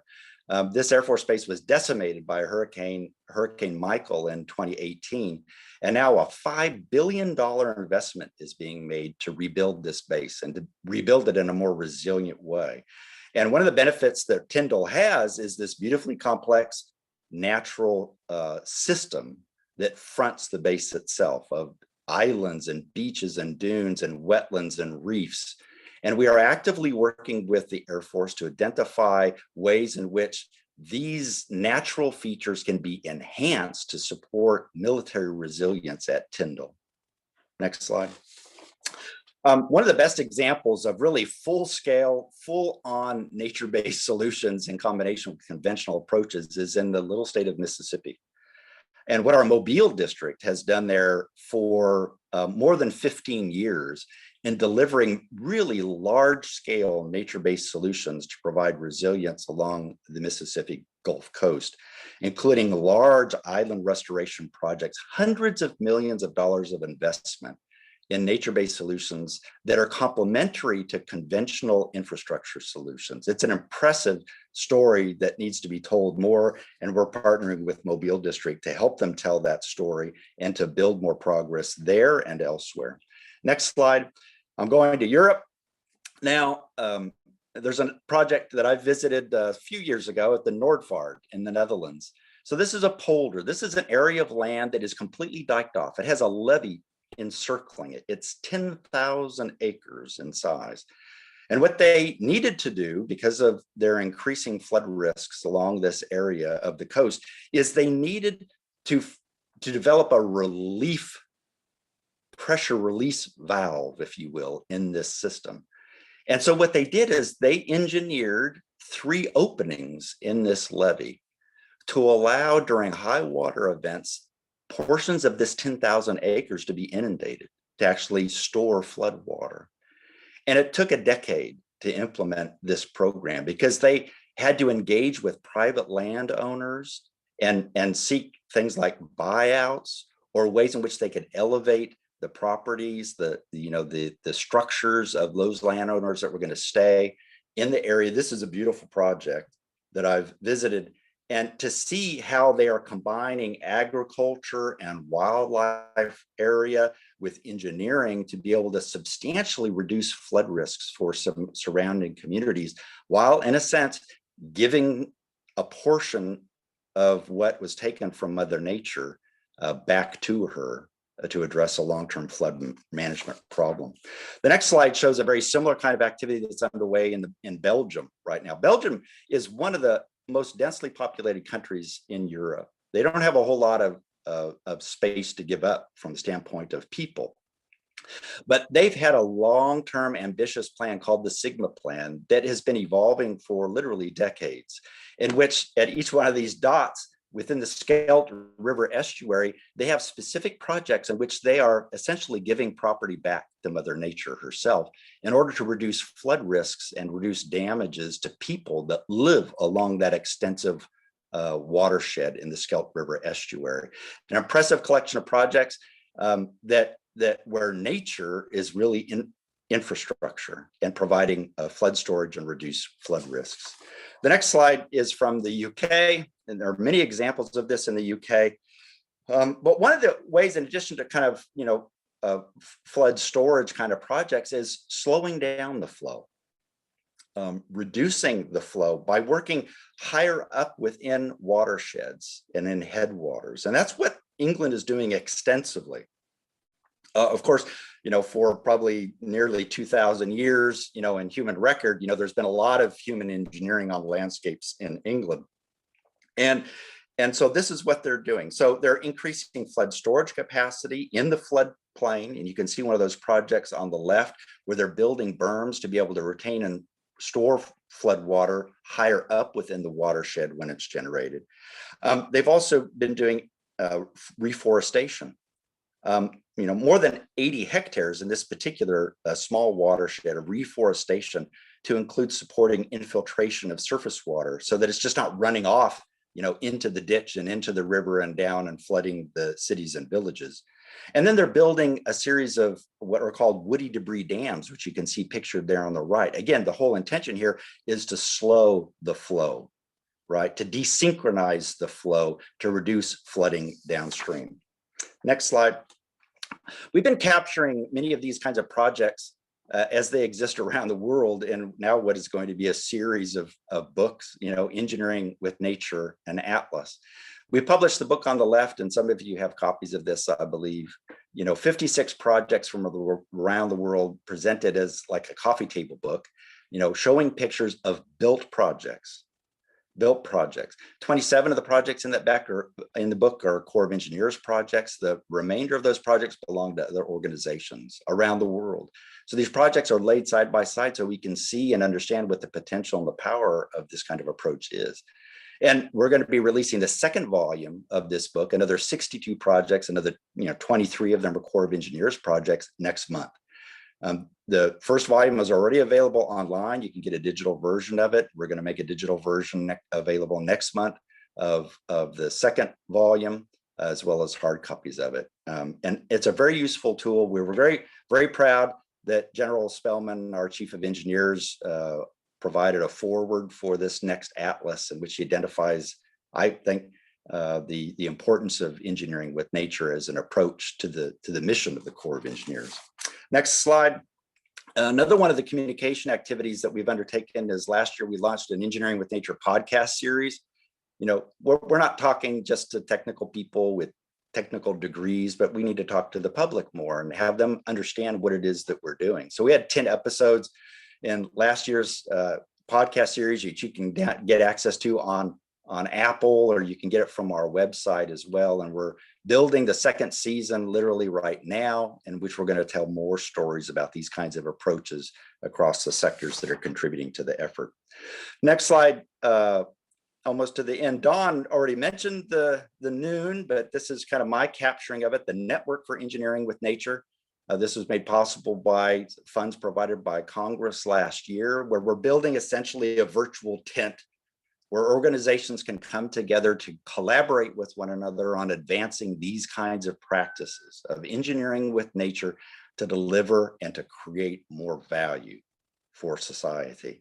And if you're interested in this and being a part of this in some fashion, I'd be happy to hear from you. And Brian Bledsoe, my partner in crime, so to speak, at the University of Georgia, would be happy to talk to you about that. Great things are happening, both in terms of kind of research and pilot scale implementation, as well as communication and training and education, which we need to do to be able to increase our ability to deliver these kinds of projects.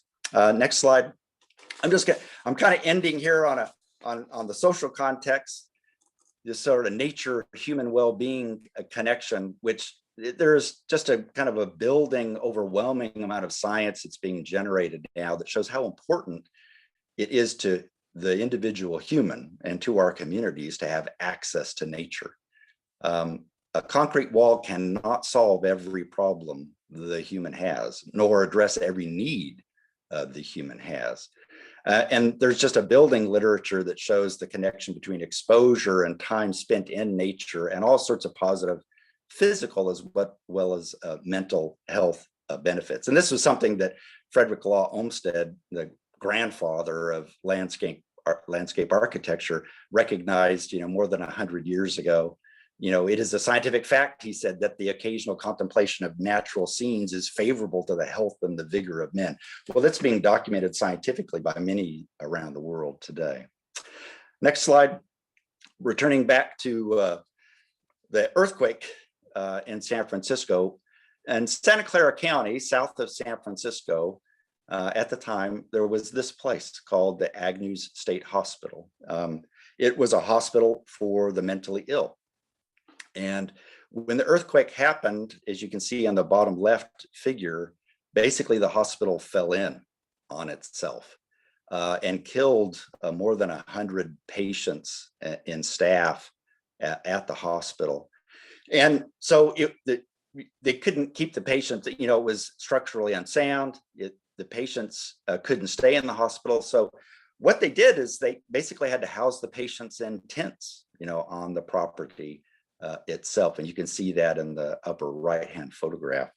And something interesting happened. What they observed, staff and the physicians attending to the patients, what they observed is, well, the patients that were brought outside began to improve.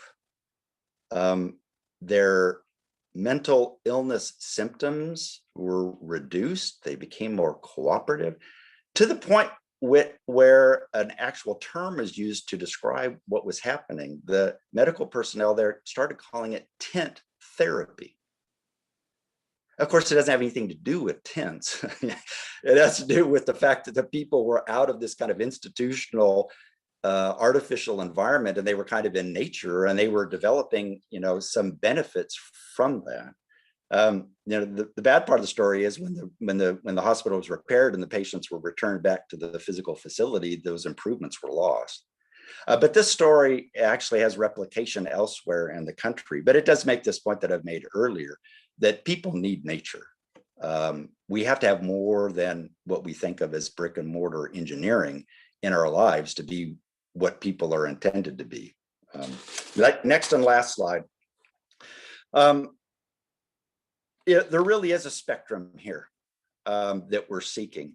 And part of what we're doing with engineering with nature, maybe the overarching part of what we're trying to achieve with engineering, is to seek a rebalance between nature and human engineering. We have this spectrum from kind of wild, free-flowing nature depicted on the left-hand side of this slide, where you can see in the upper right, this is what the Duwamish River looked like just outside of Seattle, Washington, in the 1800s. And then you look over to the right, and that's what the Duwamish River looks like today. And that's what we collectively, did to it.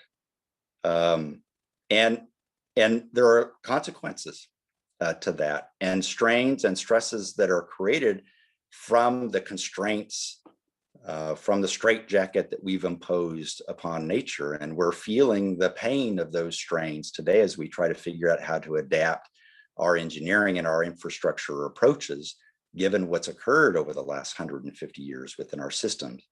But as Don was pointing out, we need to be able to address in a substantive way community need and values. We need to figure out as technicians, those of us who do this kind of thing for a living, how to innovate the science and apply the technology to deliver different kinds of approaches. I would be quite scared over the idea that we just take, the way we were doing things in the 1950s and try to do them in the 2050s to seek resolution to what challenges confront us now. We do need to work on enabling policy, obviously, to deliver these kinds of approaches and figure out how to collaborate with one another across the boundaries that sometimes separate us. So thank you for your time.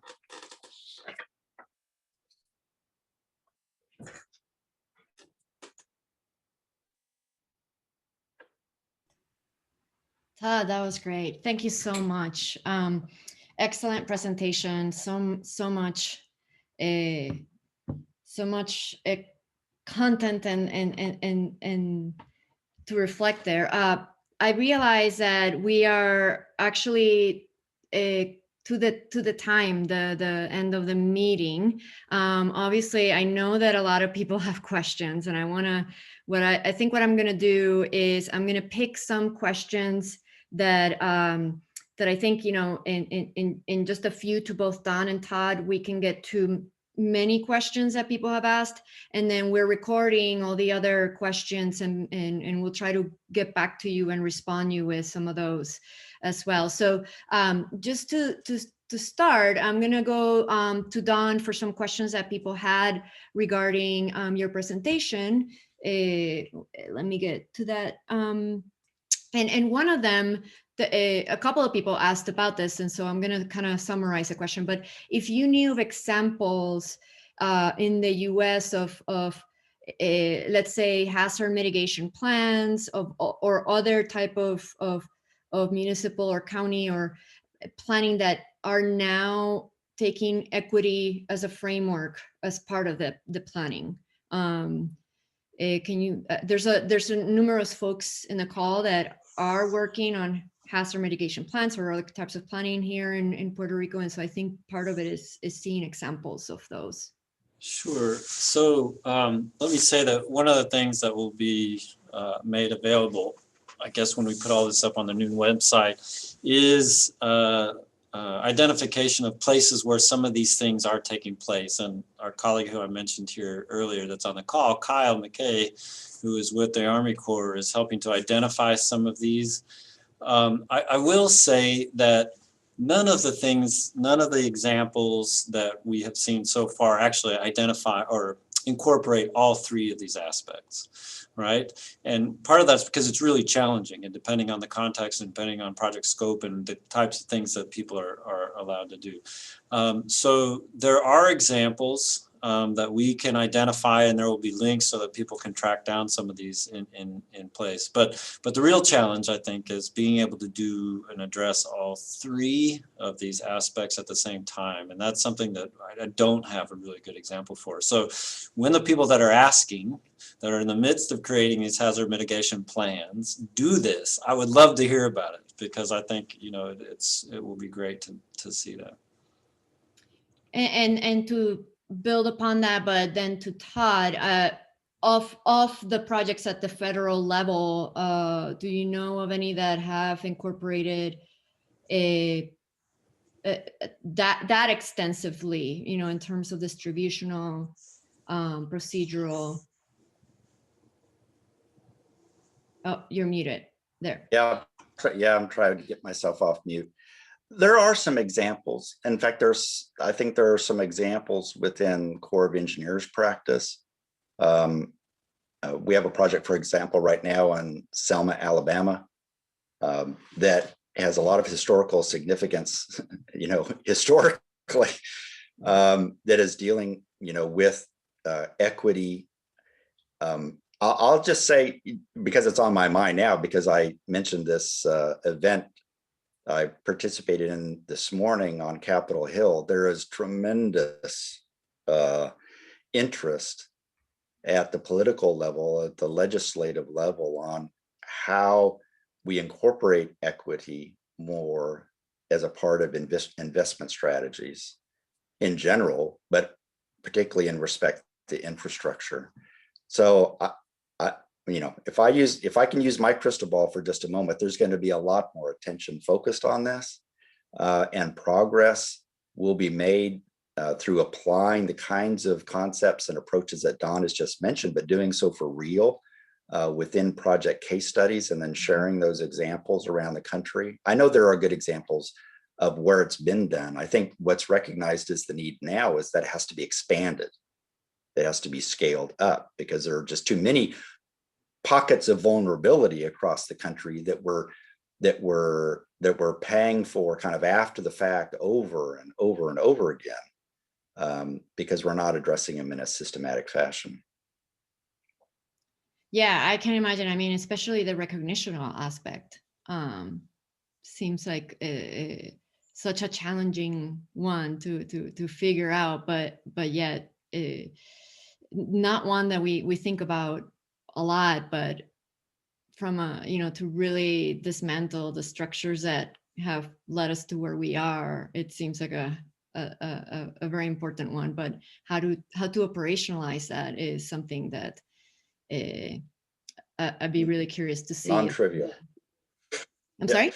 The operationalization of it. I was just saying the operationalization of it is non-trivial. Yeah. Yeah. Well, I look forward to that discussion more, certainly. And I think, in Puerto Rico, we will have an opportunity to, as we're moving forward with a lot of plannings, to maybe see if some of that could be incorporated and tried. Let's see, I have some other questions here. I think for Todd, in the river example where sediment from dredging created river islands, were potential savings from avoided dredging factored in the benefit cost analysis? How were the cost and benefit analysis calculated? Right. So in our typical operations and maintenance program within the Corps of Engineers, we don't do, say, a formal cost benefit analysis as you might see in a typical feasibility study within the Corps of Engineers. Now, there's an attention given to costs and such, and we have rules that we operate by in regard to that, but it's not anything like the type of analysis people are accustomed to in feasibility studies or in planning studies within the Corps. So there was a consideration given there, but as I mentioned, that alternative was that was pursued was by far cheaper than all the other alternatives. So I guess you would say kind of an infinite benefit over cost ratio in a sense, because it was cheaper. It actually cost less than what they were doing. Now the question comes in, well, what if it cost a nickel more, or a quarter more or something like that, or a penny more? What do you do then? And I think Congress is giving the Corps of Engineers direction in this regard right now. I mean, it'll, something that's going to have to be integrated by the Corps of Engineers through implementation. But in WRDA, the Water Resources Development Act of 2020, in Section 125, Congress said that it is the policy of the United States for the Corps of Engineers to maximize the beneficial use of dredged sediment. Now, and that the Corps will consider the benefits that can be generated in and through beneficial use as a part of its decision making as to how it manages dredge material. But an organization with 35,000 employees like the Corps of Engineers, with the range of activities we have underway, has to kind of integrate, has to internalize that direction that we have been given by Congress over the last few months. Well, and also this another question that's related to this, since with the new administration too, we've seen that there's been new direction executive orders around specific actions that agencies need to take for incorporating climate actions, even into their benefit cost analysis, but also, among others, environmental justice issues and nature-based solutions. So although it's been a few weeks since this has passed, but do you know how the Corps plans to respond to that directive? Is that? Well, I mean, it's been a few weeks, so you probably maybe have not discussed, but. Yeah. And it might surprise you to learn that I'm not involved in every discussion of importance within the Corps of Engineers. No, really? Oh, I thought you were. You sound like you are. No. Yes, that's just all a tone that I've perfected. I was on calls yesterday at in the Pentagon, talking about how climate change resilience is being taken on board within the Pentagon, within the Department of Defense. So what I can say is there's a lot of activity going on among federal agencies in response to change in leadership and priorities, not just executive orders, but just in general. I mean, there's a lot of change going on right now. And like you said, I mean, that opens up also a good opportunity for equity as a framework too. And bring that as part of that. So hopefully so the environmental justice piece seems to me, correct me if I'm wrong, but that it gets a lot to the distributional aspects.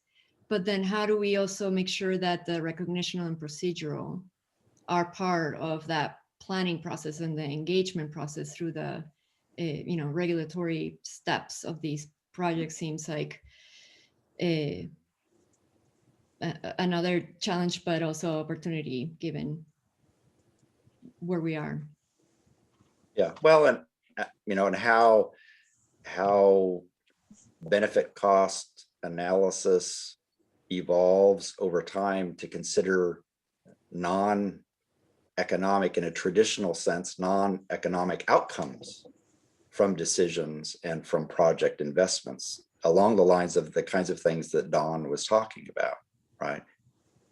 I mean, I think there are a lot of very important things that we can measure with a dollar symbol, but I also believe there are a lot of very important things you probably can't measure very well with a dollar symbol. And so we have to figure out a way collectively on how to combine the various outcomes in our decision-making processes. Yeah, I would say that, thinking about, you're talking about the executive orders and other sorts of legislative, I guess, law, statutory and customary law. There are policies that are set at a federal level, but those go through all kinds of translation from a federal level through different regulatory mechanisms, through ordinances, through all the way down to the local level. And so there is, to get translated from a federal mandate to what actually happens on the ground is a long and complex process. And I think that there's actually a lot of opportunity right now in terms of research, right, to feed into that process of translation so that it's not just up to people that are sort of stuck in the way they've always done things, right? And that's how they interpret these kinds of executive orders and other types of information. And so I think that, as Todd is highlighting here, really figuring out how we can bring a blend of these different types of assessments and measurements together, right? I mean, we're not going to get away, and arguably shouldn't get away from quantitative measures or economic measures. Those are important, right?